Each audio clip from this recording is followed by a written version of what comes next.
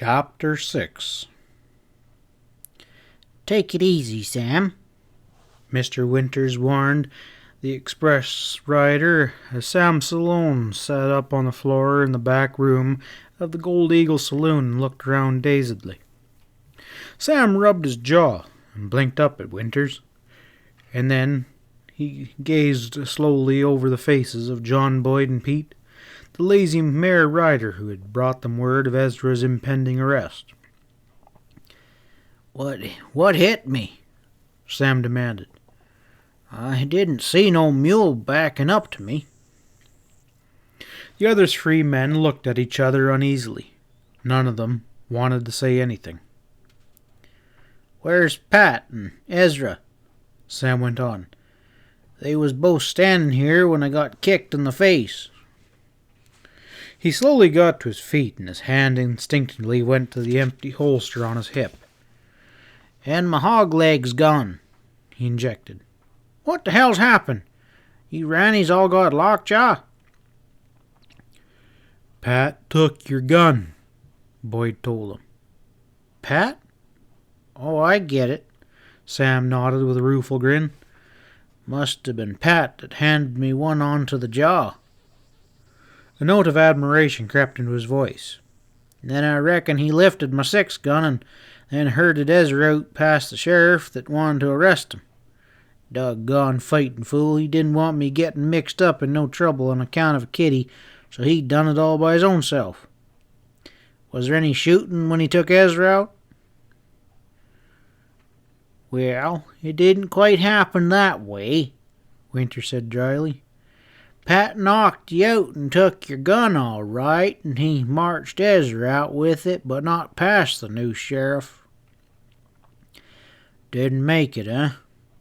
Sam's jaw jutted out belligerently. "What are we all waiting for back here, then? Like we was holding a wake over a corpse. Pat, he didn't get gunned down out yonder by the new sheriff, did he?"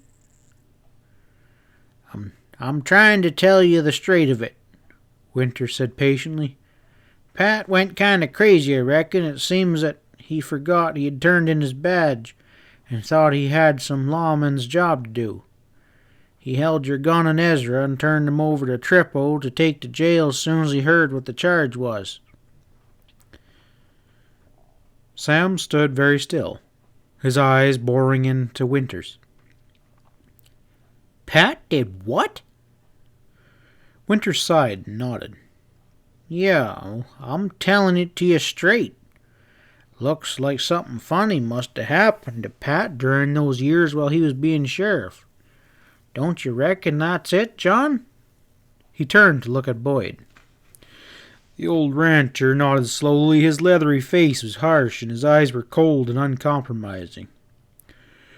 "I never thought Pat would throw in with a man like Arlo if I hadn't seen it with my own eyes. And after all that talk Pat gave us in here, too." "What charge they make agin Ezra?" Sam demanded. His black eyes were beginning to smolder with repressed anger. "Rustling Harlow's high-bred stock," Boyd grated. "Harlow claims that Ezra had stole a dozen of them and had 'em penned up on his new ranch." "And Pat believed that about Ezra?" Sam said in a tone of utter incomprehension. "Yeah, I reckon he did. He told Trippo to put him in jail, and then he started drinking with Harlow, friendly as a little spotted dog that got kicked in the ribs." Sam Salone's shoulders sagged. He took a faltering step forward and sank down into a chair. "That don't make no sense," he muttered blankly. "Pat knows Ezra wouldn't steal no cows. We all know he wouldn't." His eyes appealed to the others, and Winters nodded shortly, and he drew up a chair opposite Sam. "It looks like Pat's lost his head over some idea of keeping law and order in the valley. And there ain't a gun amongst a lot of us." Sam groaned with searching eyes at the others. "What are we going to do?" Boyd and Pete sank down as well. Pete opened his tight lips to say, I got guns in our saddlebags. Whose saddlebags? Mine and the other feller from the lazy mare. We brung him in with us, thinking there might be trouble. Now this was quite a long speech from Pete. He began to roll a cigarette after completing his speech. And I got guns in my store, Winters reminded Sam, but I sure hate to go against Pat in this thing. Him acting the way he does, it kind of buffaloes me. To hell with Pat, Sam ejected, his dark face livid with anger. I ain't letting them keep Ezra locked up, no, not me. I've done let Pat twist me around his finger the last time. How about you, Pete? Pat, he's your boss. You're going along with him, or you throwing in with us? Pat said, Well, I'm here, ain't I? All right. Sam's eyes were very bright. Supposing you hunt out the other boys and all three of you empty out your saddlebags. John and me will mosey over to Winter's store and pick out a couple 6-shooters from stock. And that makes 5 of us, and I reckon 5's enough to tear the jail apart and get Ezra out. Make it 6, Winters said quietly. No need for you to be getting mixed in her, Sam said quickly. Winters was different from the others. A substantial businessman and one of the strongest advocates of legal methods in the valley. Unlike the others, he had never packed a gun on his hip even in the old days of lawlessness, and Sam knew that he had an aversion to any sort of gunplay. That's right, Boyd put in quickly. You'd be doing your part by unlocking the store and outfitting Sam and me. If things go wrong, no one needs to know that you had any part in her. I got a sawed-off shotgun in the back of the store, said Winters flatly. This is one time when I'm willing to go against what looks like the legal way. I think it's time that Eustace Arlo finds out we're not all spotted dogs around here in the valley. There was a little silence in the back room of the saloon after the storekeeper's words. All of them were thinking of Pat Stevens and Boyd's description of the way he had acted. All of them felt sort of sick inside, and Pat's actions were incomprehensible as they were sickening to these men who had known him so long and so well. Sam stirred first. He shook his head briefly as though to dismiss the black thoughts that obsessed him and pushed back his chair. Ain't no use in us setting around here, wishing ain't going to get Ezra out of jail. The others got up with him, and Sam pushed the door open and stalked out into the saloon. It wasn't as full as it had been. Pat was gone, and neither Harlow nor any of his gang were there. Men turned from the bar and looked curiously at the grim-faced men who came out of the back room. Their faces indicated that they had been discussing the group behind the closed door and wondered what they might do. The bartender came hurriedly down from the front of the bar and greeted Sam. I got something here that belongs to you, Sam. That's so? Sam Salone stopped and squinted at him suspiciously. What is it? It's your 6 gun, the bartender told him. He reached under the bar and pulled out Sam's .45. Pat Stevens gave it to me to keep for you, he explained. He told me to tell you not to forget that you're riding the mail in the morning and that Kitty will be looking for you. Sam nodded grimly. He took the weapon and holstered it. Pat drifted on past him and drew the other 2 lazy mare punchers aside. He spoke to them for a moment, and then the trio went outside to their saddle horses at the hitching rail. Sam turned to Winters and said gruffly, Well, looks like I won't need to go over to the store with you. Why don't you take John over and get him fixed up, and I'll meet you outside in about 5 minutes. Winters nodded, and he and the rancher went out. Sam turned back to the bar and grunted. Pour me a shot of red-eye, Alex. The bartender poured him a drink. Where's everyone at? Sam asked in a low voice. Alex glanced up at the row of men still at the bar and answered out the side of his mouth.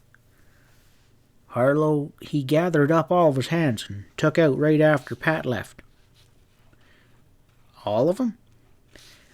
All except Trippo and a couple of them he deputized to guard the jail.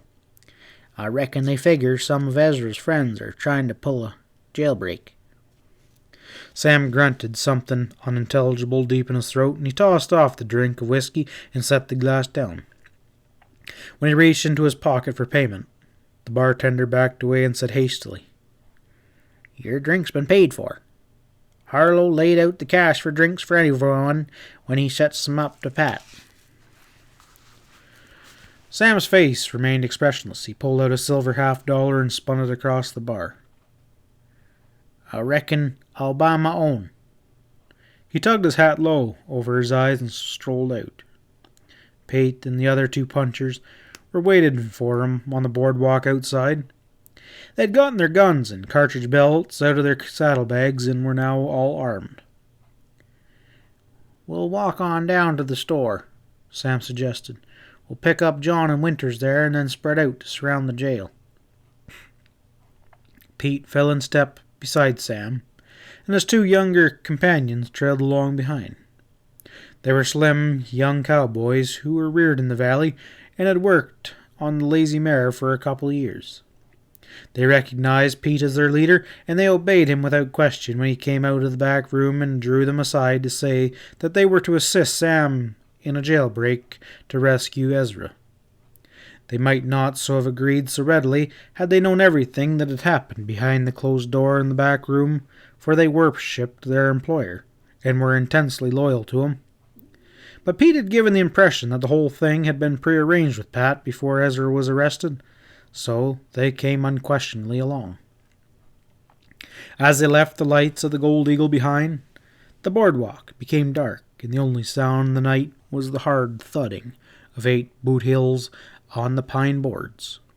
Except for the laggard still in the saloon, the rest of Dutch Springs was asleep, and unaware of the desperate plan afoot to free the imprisoned Ezra. A glimmer of light showed ahead through the dirty and cobwebbed windows of Mr. Winter's general store. It blinked out as they approached the store, and 2 dark figures emerged from the door to wait for them on the boardwalk. John Boyd had a long-barrel .45 swinging in his hand, while the storekeeper had a double-barreled sawed-off shotgun resting easily in the crook of his left arm. "I didn't bother to get a belt and a holster," Boyd exclaimed, hefting the weight of the 6 gun anxiously. "You figure we'll just walk up and blast 'em, Sam?" "Did Trippo stay at the jail?" Winters put in. "Or did he just lock Ezra up and ride off back to the ranch with the key in his pocket? I thought I brought along a short wrecking bar to force the door if we can't get a hold of a key." "I reckon we'll find the key there," Sam grunted. "Alex at the Gold Eagle says Trippo deputized 2 of the VX hands to guard the jail tonight. He might likely left a key with them." "Let's split up," he suggested. "You can see a light in the office back of the jail over there. They must be setting up their watching." "Well, the less shooting there is, the better the whole thing will be," Winters said firmly, as the 6 men moved forward towards the gleaming of the light showing from the sheriff's office in the lean-to at the back of the jail. "This is bad enough if we can pull it off without anyone getting killed," he went on to Sam. "A sawed-off shotgun is a mighty handy thing to throw a scare into a man. That's why I suggested it on bringing it along. I think if I can sneak up to the window unobserved and cover 'em with a shotgun, some of the rest of you can get up to the door and disarm them, and then get the key without any trouble." "Well, I'd like to run into some trouble," said Sam angrily. "Me, I'm just itching to fill them deputies full of lead." "No," said Winter sharply. "They're just hired hands, Sam. They're not to blame for taking orders from Harlow. Let's stop here." They were just across the street from the jail, which was situated behind the new courthouse building. "You, Dick, stay here on the corner and keep watch," he ordered one of the lazy mare hands. "Stop anyone who tries to ride closer to the jail whilst we're there, and you go across to the opposite corner and do the same," he told the other cowpoke. "You come with me, Sam, and we'll go round the back to the window while Pete and Boyd go up to the door. You and Pete wait until we cover 'em from the window, and then go in and then get their guns." Boyd nodded, and he and Pete moved away. Sam wanted to protest this plan because it seemed too easy and didn't offer much chance of any shooting, but he realized it was a sensible way to work the jail delivery, and he went along by Winter's side without arguing, but not without the inward hope that the two new deputies would be foolhardy enough to go for their guns in the face of a shotgun and his .45. The figures of Pete and John Boyd blended with the moonlight night and were swallowed up in the haze.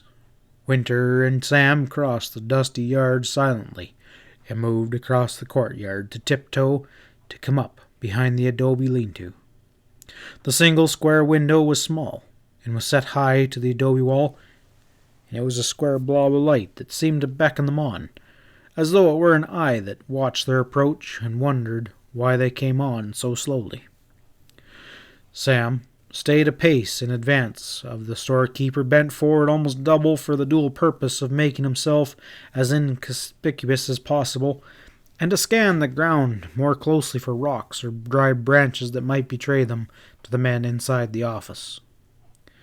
His hand was on his gun, and he loosened it in the holster as he reached the shadow of the jail. The lean-to was at the other end of the squat building. He stopped and listened intently, but could hear no sound from the other side of the building to indicate that Boyd and Pete were closing in as well. He turned his head and whispered to Winters that had come to stop right beside him. "We better wait a minute till we be sure that John and Pete are ready." Winters nodded his head and held the shotgun down in front of him, with one finger clutching the double muzzles and the other with a finger crooked about the triggers. He seemed completely cool, and Sam marveled at the storekeeper's composure. A man would think, by golly, that he was in the habit of engineering a jailbreak every night. It just went to show that you could never tell about a man until the pressure was on. You take Pat now. But Sam put the thought of Pat away from him angrily, thinking about the way that Pat had run out on Ezra brought out sheer pain. It wasn't something he dare let himself think about. Later, he knew he would have to think about Pat, and he dreaded that time. Right now it was enough to think about Ezra, probably sound asleep inside the jail. Ezra had always been one to make the best of any bad circumstance. He could settle down and go to sleep most anywhere, and it wasn't the first jail that Ezra had been in either. He'd probably be sore and cuss them out, Sam thought, when they unlocked the door and spoke him into wakefulness. "Well, they ought to be by the door by now," Winters whispered, and he stepped past Sam towards the lit window.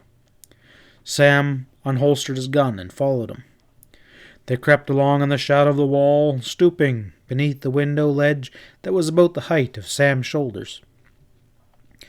The heavy night silence persisted unbroken. Not a sound came from inside the lit office, and there was nothing to indicate that two other armed men were waited in front of the door of the office on the other side. Sam couldn't wait any longer. Every fiber in his tough frame craved for action. He nudged Winters with his left elbow and straightened up, and smashed the single square pane of glass with his gun barrel. Winters came erect simultaneously, and as the broken glass clattered inwardly noisily, he thrust the short barrel of the shotgun through the aperture and warned loudly, "Put your hands up quick!" He and Sam stood in the full glare of the lantern hanging from the ceiling inside and blinked stupidly at the interior of the office before their eyes focused so they could see clearly. Then Sam muttered, "Well, I'll be damned. Do you see what I think I see?" Winters chuckled at his tone and said, We can't both be seeing things, Sam." They stared through the unwindowed glass at the unexpected and curious scene. The two deputies lay on the floor with bandana gags tied about their mouths and their hands bound behind them. The door was flung open as Winters and Smith Sam stared at them, and Pete and John Boyd stood on the threshold, brandishing their guns. Their mouths hung open as they saw the helpless deputies on the floor and the two pair of would-be jailbreakers staring at each other in utter incomprehension from the other side of the building. With a disgruntled grunt, Sam stepped back from the window and hurried around to the door.